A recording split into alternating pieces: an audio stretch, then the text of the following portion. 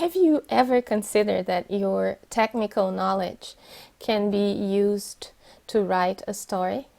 That many people can profit from reading this story and knowing about it, because there may be so many things that will be useful to them, which they have no idea of because it's not their world, it's just not part of their lives.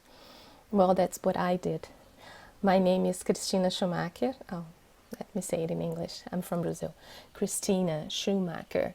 And I'm a linguist. I'm a language instructor and an author of teaching and learning materials, methods.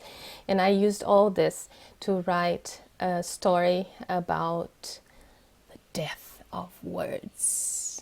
I do wish to invite you to join us. James McSill, my dear friend, and I will be talking about the world of saying, Riho, and the death of words.